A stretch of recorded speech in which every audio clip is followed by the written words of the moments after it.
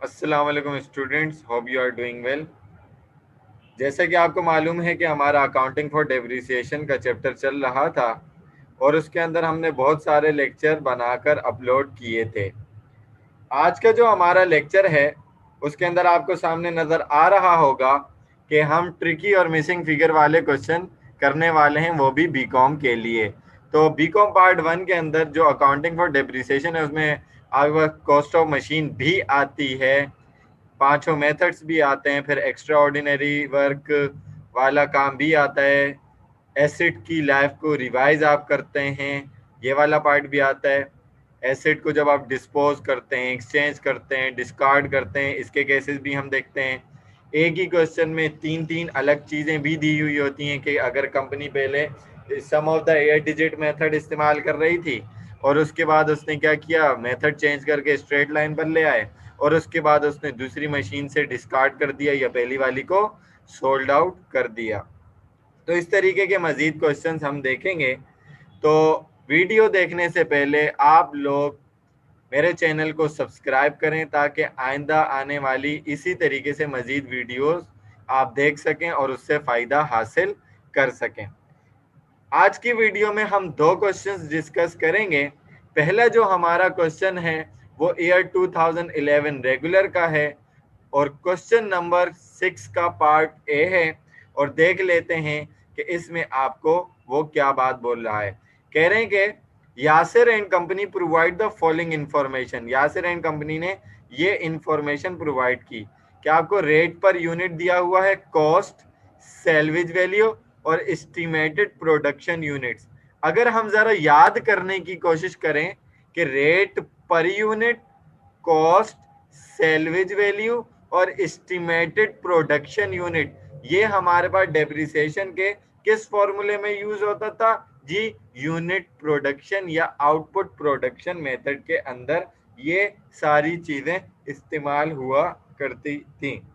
तो इसी हवाले से आपको चार इंफॉर्मेशन दी हुई हैं, जिसमें पहली वाली में रेट पर यूनिट 2 रुपए, कॉस्ट आपको 80,000, सेल्वेज वैल्यू 20,000 और एस्टिमेटेड प्रोडक्शन यूनिट यानी कि टोटल कितने यूनिट्स बना लेगी वो मशीन, वो मालूम करने। दूसरे में रेट पर यूनिट 4, कॉस्ट आपको 1 लाख और सेल्वेज वैल्यू मालूम करने को दी हुई है और एस्टिमेटेड प्रोडक्शन यूनिट 20,000 है। इसी तरीके से तीसरे में रेट पर यूनिट क्या निकलेगा वो आपने मालूम करना है। 150,000 कॉस्ट है, सेल्वेज वैल्यू यानी कि रीसेल वैल्यू उसकी 30,000 है और एस्टिमेटेड प्रोडक्शन यूनिट 30,000 है। इसी तरीके से फोर्थ में देखें तो आपको rate per unit 3 rupees, cost आपने मालूम करनी है और सेल्वेज वैल्यू आपके पास 50,000 है और एस्टिमेटेड प्रोडक्शन यूनिट 150 है। तो वो कह रहे हैं कि required compute the missing amount from the above table. ठीक है जी। तो हम यहाँ नीचे एक एक करके केस यहाँ पर सॉल्व करना स्टार्ट करेंगे और सबसे पहले हम लिखेंगे भाई केस 1। इसको मैं थोड़ा सा नीचे कर लेता हूँ। ठीक है जी। तो केस 1 सबसे पहले हम करेंगे। ये बात आपको मैंने बता दी कि हमारे पास जो फॉर्मूला इसका एक्चुअली होता है वो क्या होता है, रेट पर यूनिट या डेप्रिसिएशन रेट पर यूनिट भी आप लिख सकते हैं। आपको पूरा लिख देता हूँ। आप लिखें depreciation rate per unit is equal to cost minus salvage value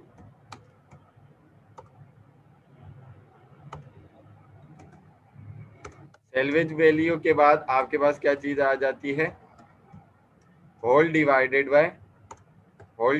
by आप करते हैं किससे, यूजफुल लाइफ या estimated life in unit, estimated life in units. Units में इसकी टोटल लाइफ कितनी है और यही तो आपने मालूम करना है। अब हम चीजों को उसकी जगह पर क्या कर देते हैं, पुट कर देते हैं। डेप्रिसिएशन रेट पर यूनिट वो आपको पहले केस के अंदर कह रहा है कि भाई 2 रुपए है। ओके जी। इज इक्वल टू कॉस्ट कितनी है, कॉस्ट है 80,000, 80,000 लिख लें, माइनस सेल्वेज वैल्यू कितनी है, भाई सेल्वेज वैल्यू है 20,000 रुपीज, आपने 20,000 लिख लिया। Whole divided by estimated life in units, आपको मालूम नहीं है तो आप इसको ऐसे ही लिखे रहने दें, एस्टिमेटेड लाइफ इन यूनिट्स। ठीक है जी, नीचे आ जाएं। अब 2 रुपए के 2 रुपए ऐसे ही रह गए, सही है जी, आप इसको ऐसे कर लें और इज इक्वल टू 80,000 में से आपने 20,000 माइनस करवा दिए तो ये आपके पास आ गए 60,000 और whole divided by estimated life in units. ठीक है जी, अब 2 उधर है, ये नीचे डिवाइड हो रहा है, एस्टिमेटेड लाइफ इन यूनिट्स हो नहीं सकता। क्यों नहीं हो सकता? क्योंकि वैल्यू नहीं है, तो ये डिवाइड हो रहा है, उधर जाकर मल्टीप्लाई हो जाएगा और 2 इधर आकर डिवाइड हो जाएगा। तो इक्वेशन कुछ इस तरीके से बन जाएगी कि estimated life in units is equal to 60,000 divided by 2। तो एस्टिमेटेड लाइफ इन यूनिट्स जो आपके पास आई वो कितनी आ गई? 30,000 रुपीज आ चुकी है। तो ये आपके पहले केस का आंसर है। फॉर्मूला आपने सेम रखना है, बस चीजों को घुमाते रहना है। इसी तरीके से अगर हम देखें केस 2, अगर हम बात करें केस 2 की, तो मैं दोबारा फॉर्मूला लिख लेता हूं, डेप्रिसिएशन रेट पर यूनिट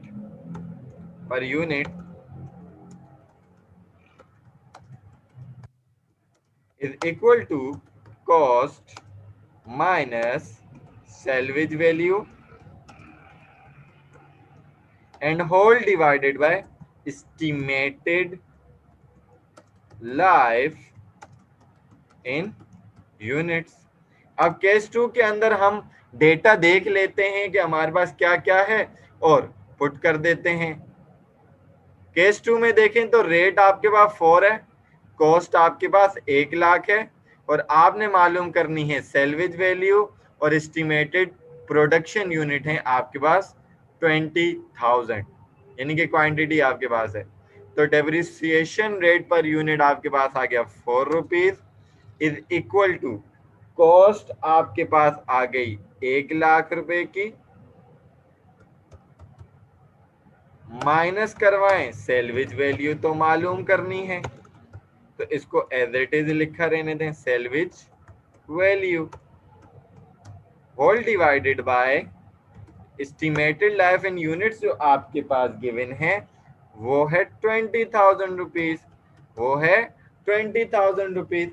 अब आप क्या करेंगे कि भाई 20,000 रुपीज है, अब आप क्या करेंगे कि सेल्वेज वैल्यू कॉस्ट से माइनस नहीं हो सकती क्योंकि वैल्यू नहीं है। जब वैल्यू नहीं है तो माइनस ना होने के बाद डिवाइड भी नहीं हो सकता। इसका मतलब क्या होगा कि 20,000 उधर जाकर यानी कि इज इक्वल टू के उधर जाकर 4 से क्या हो जाएगा? मल्टीप्लाई हो जाएगा। तो आप कर लें 4 multiply by 20,000, 4 multiply by 20,000 is equal to के बाद क्या रह गया? 1 लाख माइनस सेल्वेज वैल्यू रह गया। हमारा काम आसान हो जाएगा। ठीक है, 4 को आप 20 से जब मल्टीप्लाई करेंगे 4 2s are 8 यानी कि 80,000 आपके पास यहाँ वैल्यू, इधर आपके पास 1 लाख माइनस सेल्वेज वैल्यू आ गई और इसी के बाद आप क्या करेंगे? सेल्वेज वैल्यू का केला करना है। आप इसको इज इक्वल टू के उधर भेज दें और 80,000 को इधर ले आए, 80,000 प्लस के इधर आकर क्या हो जाएगा? माइनस का हो जाएगा। तो सेल्वेज वैल्यू के साथ इज इक्वल टू के उधर जाने के बाद उसका माइनस का साइन भी खत्म हो जाएगा और यहाँ पर 1 लाख माइनस 80,000 आएगा। तो सेल्वेज वैल्यू आपकी कितनी हो जाएगी? सेल्वेज वैल्यू आपकी हो जाएगी 20,000 रुपीज। तो इसी तरीके से हमारा दूसरा केस भी हो चुका है और आप देख सकते हैं अच्छे तरीके से कि हमने फॉर्मूला अपना जो हमें याद है, हम सेकेंड ईयर से पढ़ते आ रहे हैं, जो बच्चे बीकॉम में और इंटर कॉमर्स हैं वो सेकेंड ईयर से ये फॉर्मूला पढ़ते आ रहे हैं, तो उनको तो कोई मुश्किल नहीं होनी चाहिए। अब बढ़ते हैं केस 3 की तरफ। केस 3 की तरफ चलें तो केस 3 में मैं दोबारा फॉर्मूला लिख देता हूं। Depreciation rate per unit is equal to cost minus salvage value whole divided by estimated life in units। ठीक है जी। अब डेटा देख लेते हैं केस 3 का। हमारे पास डेटा क्या गिवन है? केस 3 में वो कह रहे रेट पर यूनिट मालूम करें। अच्छा जी, मालूम कर लेंगे। कॉस्ट 150, सैलवेज वैल्यू 30 और एस्टिमेटेड लाइफ जो है वो क्या है? वो 30,000 रुपीज है। तो आपने रेट पर यूनिट मालूम करना है, तो नॉर्मल केसेस में आप रेट पर यूनिट ही तो मालूम करते हैं। तो आप इसको लिख लें, depreciation rate per unit, depreciation rate per unit is equal to cost. Cost जो है वो 1,50,000 रुपीज है, माइनस करेंगे सैलवेज वैल्यू जो कि 30,000 रुपीज है, और whole divided by estimated life in unit also 30,000।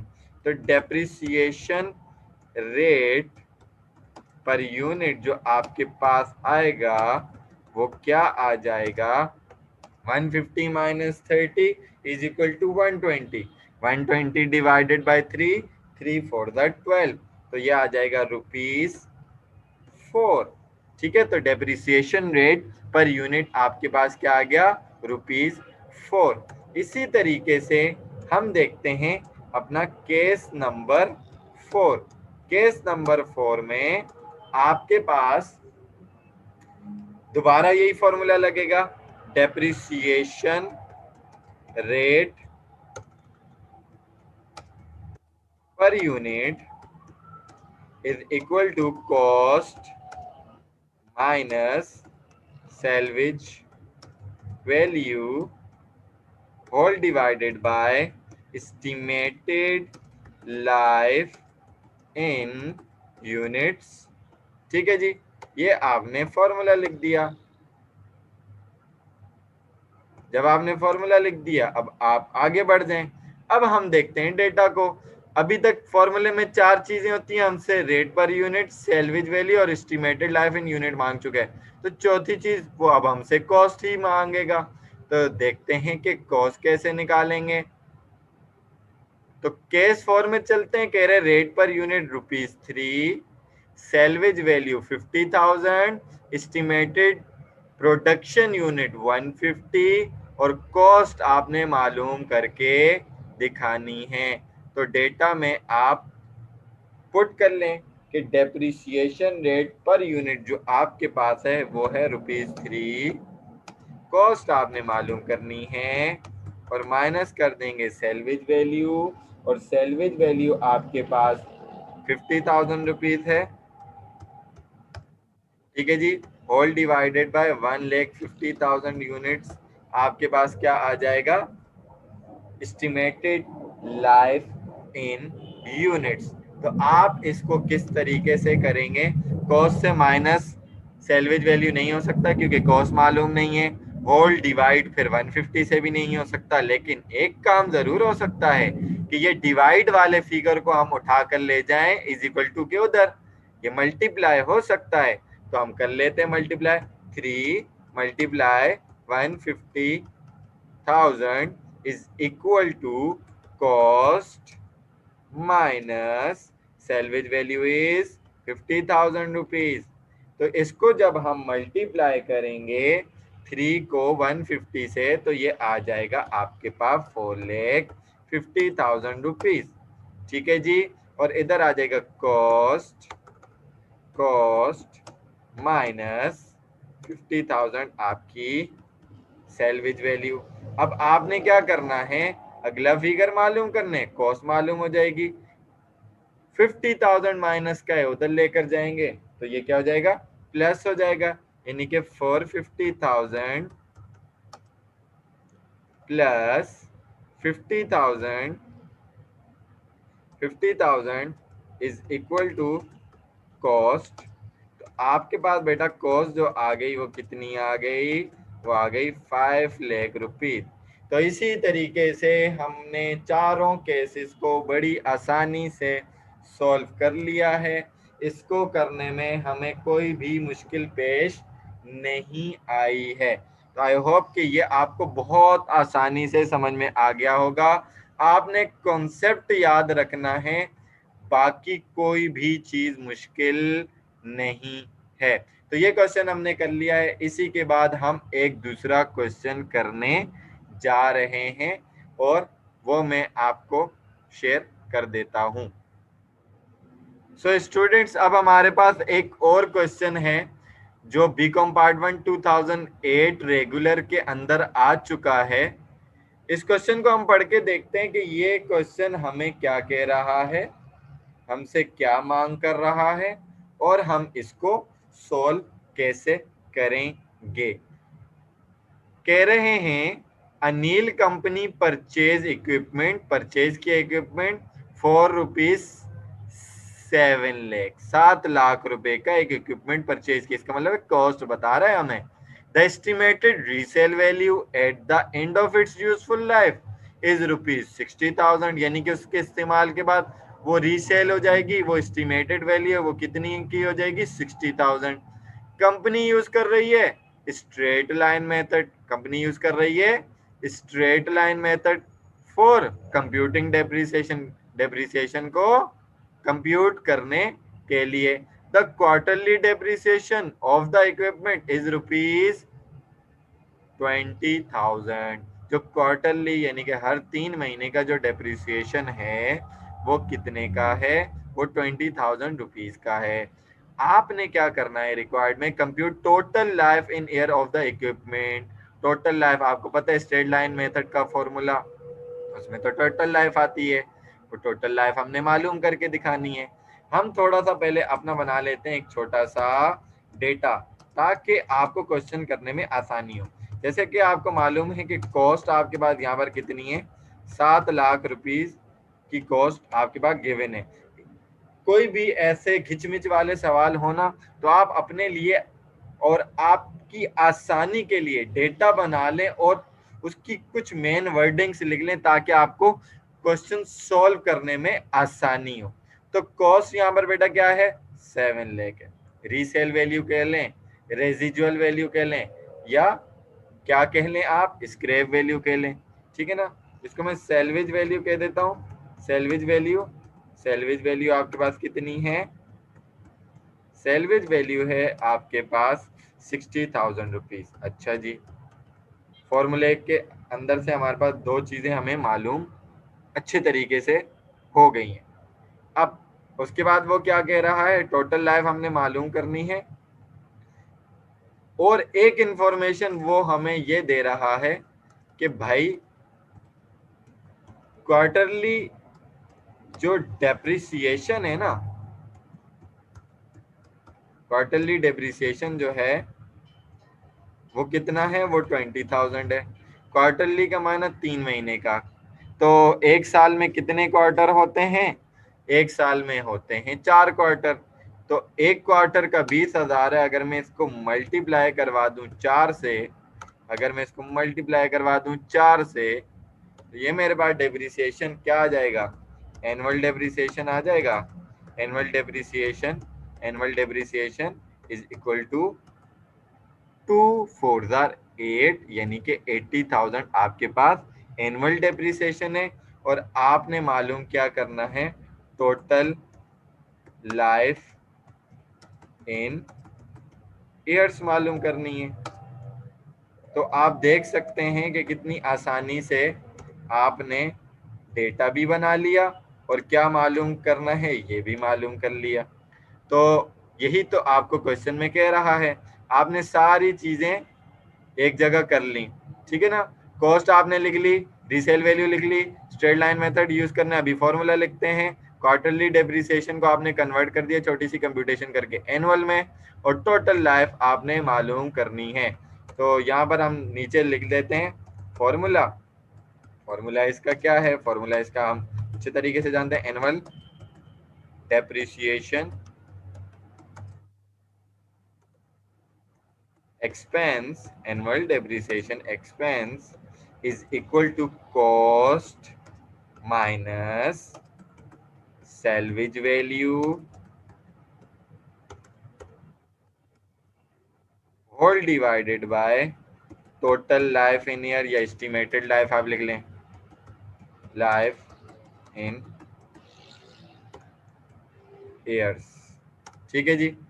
तो एनुअल डेप्रिसिएशन एक्सपेंस अभी आपने ऊपर निकाला, ये रही कंप्यूटेशन और ये रहा टोटल आंसर। तो यहां पर आप लिख लें 80,000, 80,000 आपका एनुअल डेप्रिसिएशन। कॉस्ट उसने दी हुई थी 7 लाख रुपए, माइनस किया सेल्वेज वैल्यू को, सेल्वेज वैल्यू थी 60,000 rupees. Useful life in years आपको मालूम नहीं थी, तो आप इसको एज इट इज लिख लें, टोटल लाइफ इन ईयर्स। ठीक है जी। अब आपने क्या करना है, आपने बाकी के फिगर मालूम करने। आप 80,000 को एज इट इज लिखा रहने दें, आपने लिखा रहने दिया। 7 लाख में से आपने माइनस करवा दिया, क्या माइनस करवा दिया, 60,000। तो आपके पास वैल्यू आ गई 640,000। 640,000 को अगर मैं कहना चाहूँ तो ये डेप्रिशिएबल कॉस्ट है, टोटल लाइफ इन ईयर्स। ठीक है। तो अब ये डिवाइड हो नहीं सकता।